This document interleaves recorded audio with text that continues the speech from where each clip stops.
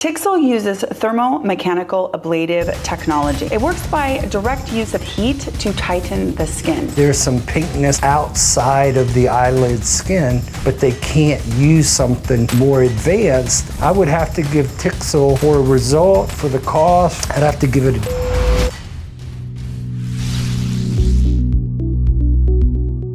Drooping eyelids and lower eyelid crepey skin are aging skin conditions that tend to be a challenge to treat, especially at home. If you want to learn about an in-office treatment that is non-surgical, that will dramatically improve your eyelids, lift them, tighten them, give you a mobile eyelid again, then this is the video for you. Let me introduce you to Tixel. I'll share all the details of this treatment, the actual treatment, the healing time. I will share with you, of course, the results on a real life person. So let's get into it. First of all, what is Tixel? Tixel uses thermomechanical ablative technology. It works by direct use of heat to tighten the skin. Tixel is not a laser. It's not a light. It is actually a titanium plate with little pyramids on it that when applied to the skin in quick little, like fraction of a second, little shots quickly on the skin, it delivers this heat into the epidermis and then into about the dermal epidermal junction. It causes a coagulation of the skin in little tiny crusty pieces. Those will flake off. It also encourages, overall glow. It can help with hyperpigmentation. It can help with acne. It can help with acne scarring. It can help with overall textural improvements. And of course, it definitely does stimulate collagen. There are 3 power levels of Tixel. So there's 3. So it's interesting. Let's kind of talk about this technology and the science. If you literally took a heated pen, like say something you would say do some wood burning with, and you touch the skin, you're going to get a similar reaction to this. You're going to have damage to the epidermis, down to the epidermal junction, like she mentioned. You're going to have a repair process, just like you have a scab on your elbow or a scab on your knee, and that's going to slough off. Now, what's interesting is she says it produces collagen. What she doesn't say is, what is a scar composed of? A scar is composed of collagen. One's organized and one's not. So you want something very precise to be able to establish collagen. So let's see what's going to happen next and see if that's the type of collagen we're going to get. There are 3 power levels of Tixel. So there's 3 options when you go to get a Tixel. There is something called Tixel Glow, which is very surface. It is very low downtime. It requires many more treatments over a long period of time in order to get the results of some of the more intense Tixel treatments. That's called Tixel Glow. Then we have Tixel Intense and Tixel Super Intense. Now, what's important about the difference between the Glow version and these 2 more intense versions is that they are ablative. This little plate, this little titanium plate, heats up to 400 degrees and it is pressed into the skin really, really quickly and delivers that heat into the skin. The skin is then coagulated in this little grid that I will show you, and essentially it will improve the surface, the epidermal resurfacing, and then also do that collagen generation. Now, in the intense and the super intense, there is ablation, meaning the skin is broken through. The heat causes all of those changes that we want, but also causes us to have more downtime. Obviously, the intensity of the treatment is closely related to the downtime and just how you're going to look, the recovery, all of that stuff.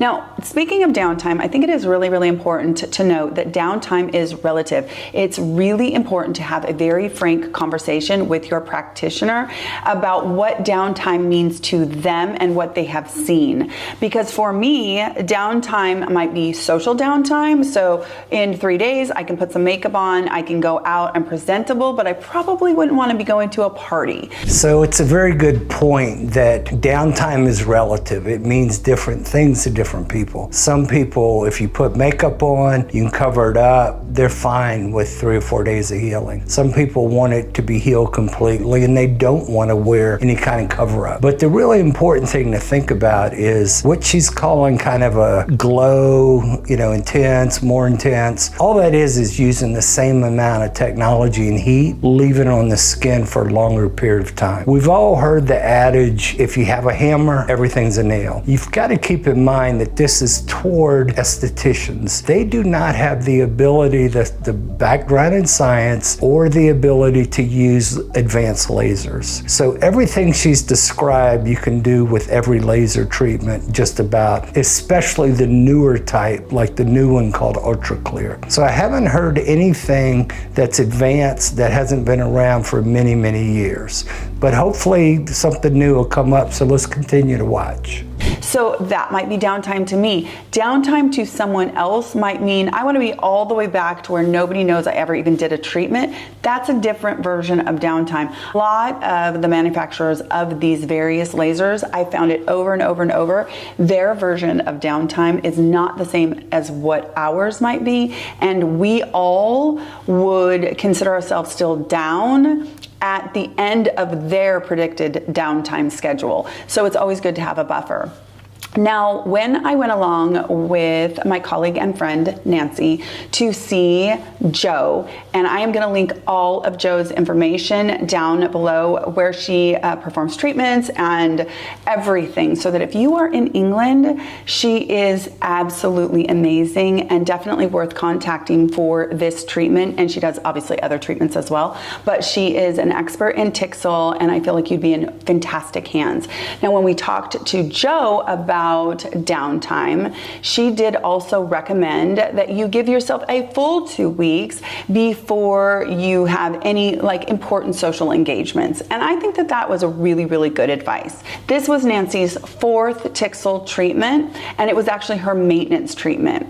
So we have a full year of Tixel treatments on Nancy to show her progression of her before for her eyelid and all the way to post her 3rd treatment. And then for this 4th treatment, I went and collected a little bit of her recovery process. And of course, I collected the actual procedure in progress. So here we have a good example of somebody called Nancy that's had 4 treatments, and we're going to see some of her results. Keep in mind, she said they recommend 2 weeks for recovery, and Nancy's had 4 treatments. So she's had 8 weeks of recovery. 8 weeks of recovery, you can have a whole facelift and complete resurfacing. It's just that it's not done in 4 periods of time. So you've got to think about 2 weeks, 4 times. For my client population, they would not be happy with 4 recoveries for 2 weeks each to get very minimal results. I'm hoping the results are not minimal, and it might very well be worth that amount of time investment, not to mention the money. So let's see what it's gonna be. Nancy had her treatment, and it did take about probably 20 minutes. The entire treatment in general will take 20 to 90 minutes. This really does depend on the type of treatment that you're getting. The treatment can be tailored to be very, very gentle with low downtime, and you have to do multiple treatments, to a little bit more intense, a little bit more intense, and then the most intense. And it depends on the amount of time that heat is introduced into the skin. So the fraction of a second, and then if it's a little longer of a second, a fraction of a second, etc. The exposure time to the heat, as well as how many passes the practitioner does over the skin. Nancy had 2 passes over the skin. Now, Jo did adjust the settings just a little bit, completely bespoke for Nancy's eyes, because this was her 4th treatment. So your practitioner is able to tailor the treatment exactly to what she or he thinks that you will need. You're gonna look at a recovery time for Nancy. This is her day 1. That would be the day of treatment right after. So notice that at that day 1 treatment, the area that's treated is pink. The eyelid skin is a skin that is the thinnest on the body, that has the most wrinkles, and it was not even treated. So the area of utmost interest did not even receive treatment. And that's based on what's available with this technology compared to the level of the practitioner, what they're able to do. With a laser, you would put a protective lens over the eye and you would treat that thin, delicate eyelid skin, and the result would be where you want it, not adjacent to the eyelid. Time for Nancy. This is her day 1. That would be the day of treatment right after. We decided that we would do something called a cringe scale. And on a scale of 1 to 5 cringe, 5 being you would feel uber cringe to go out in public and have anyone see you. On day 1, Nancy self-assessed herself at 3 cringe.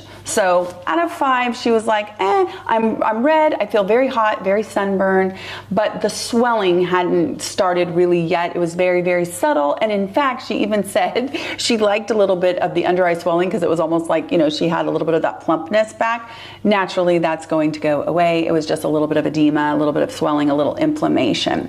Okay, now on day 2, you can see that Nancy is inflamed, and what is really, really important to know is everything looks much worse while you're recovering from almost any treatment than it did even before, right before you started, and definitely before what you will ultimately find to be your results. That's super important because it's easy to all of a sudden be like, oh no, because you don't look good. So just be prepared to not look great for a few days at least.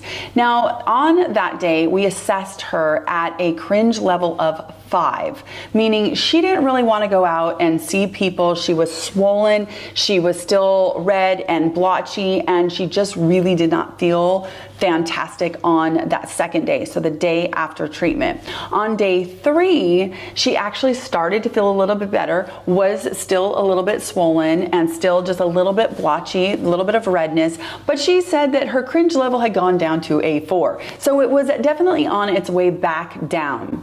Now, by day 4, she said that her cringe level is back to a 2, and she feels like she could put on makeup, she could go out, she would not want to be in some kind of a social engagement like a wedding or a party or something like that, or an important meeting, but definitely was able to be socially interactive with makeup on and not feel like she looked horrible. By day 5 for Nancy, she felt like she was fine. She wasn't back to base level, but it was pretty negligible as far as how she felt at that point.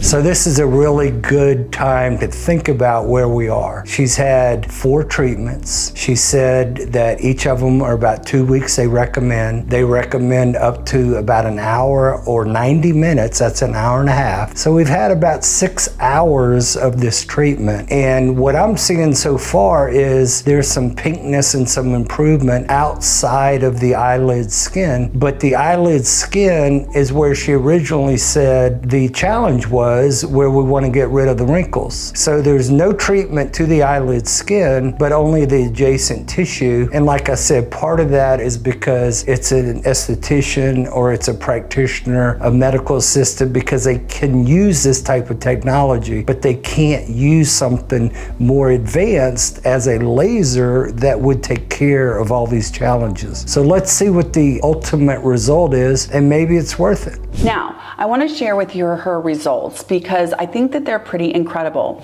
Nancy started out with, she had some hooding in her eyes, some laxity. She was 56 years old when she started the treatments. She'd done several things to try and improve her eyelid skin. She had tried using various devices, various topicals, etc. Gotten some results in the past, had some, some improvements, and, kind of doing this as she's aged. But most of the things that she had done to, any area, no surgeries or anything like that, were far enough in the past, plus she was older. So everything that you see in these before and afters, this is the only thing that was newly introduced. So we can definitely say that in this period of time, it is Tixel and Tixel alone that would have affected the improvement in this area. Okay, let's look at these results of Nancy's. I wanted to go through kind of a progression. You can see her before pictures, and then you can see that after her first treatment, treatment, she really didn't feel like she had any significant results yet. Then she had her second treatment, and it wasn't until about a couple weeks after her second treatment that she actually notated that she was starting to see a lift in her eyelids. And the thing is, and I really want to stress this, we actually weren't planning to put this on YouTube. She was taking these pictures for herself, and so yeah, it's variable lighting, it's variable circumstances. She was just popping pictures along the way over months and months and months. But I think that there's no denying that you can see over time that there was a lift in the eyelids and that you can see more of the mobile lid. And she sees a massive improvement in her eyelid. So much so that she said, I can wear eyeshadow again. I mean, she is 100% putting off any kind of blepharoplasty because of having Tixel. Now, everybody's gonna wanna know about the cost. I know that, and it is a range. So it really depends on if you do a full face. Do you do your neck? Do you just do your eyes? It depends on if you get the glow, if you get the intense, all of that stuff. So I would say that you can gauge, depending on where you live, that a Tixel treatment might run anywhere from $300 a treatment, depending on how much you do, all the way to, let's say, $700 a treatment. And it sounds like 3 initial treatments will get you some results. I also did come across during studying this that everybody said it's a course of treatments. So if you think you can only afford one single Tixel, I probably would not recommend, because you're not gonna see the results that you want after just one. It is a series of treatments that are required in order to see the results that you want. And that's what Nancy found as well, because after that second treatment, a few weeks after, is when she started to see the results, and then they built on themselves. Then she got that third treatment, and it was a few weeks after that that she really was like, wow.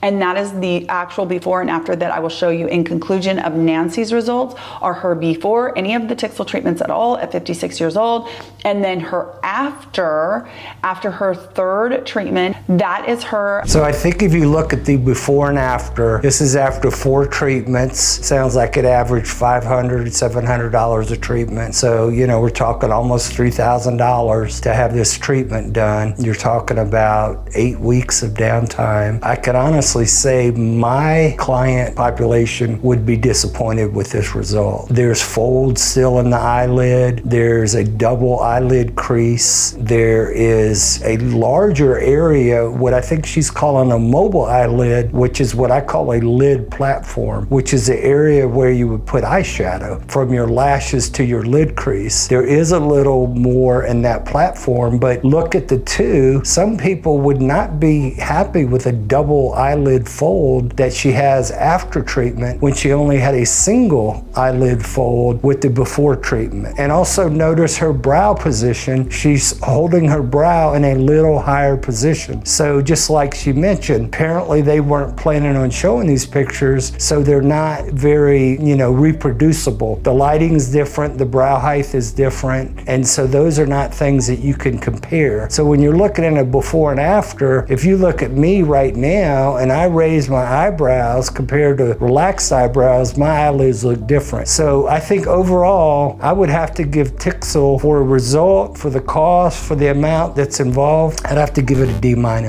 First initial after her first course of treatments of 3, and she was incredibly happy. And also, of course, we have to remember that we're aging, so usually things are going the other direction. I am just incredibly impressed with this, and I think that this is the first time that I have seen an in-office treatment that is not surgery that truly makes a visual difference in eyelid skin.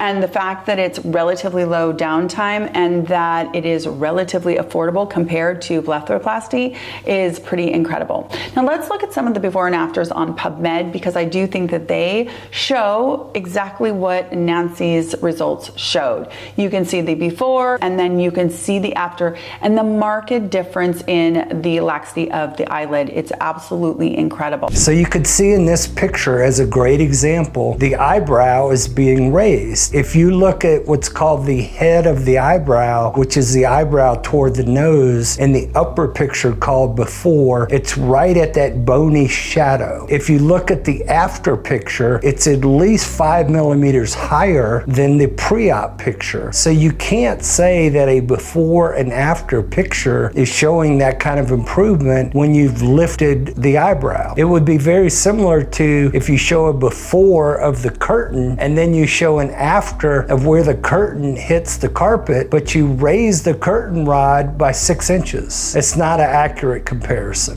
So in conclusion, I think that this is 100% an alternative to upper blepharoplasty. This treatment isn't just for your eyes though. It is something that is used for acne scarring. It is used for hyperpigmentation. It is used for texture. This is good for all ages. So if you are 30 years old, this would be fantastic. You could be a good candidate for this.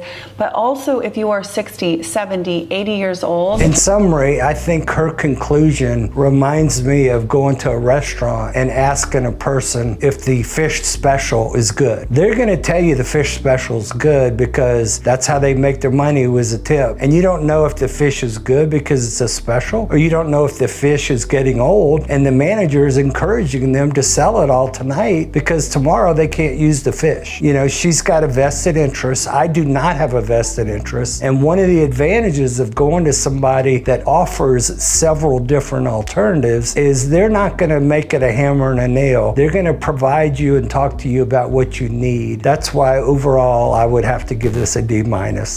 Sorry.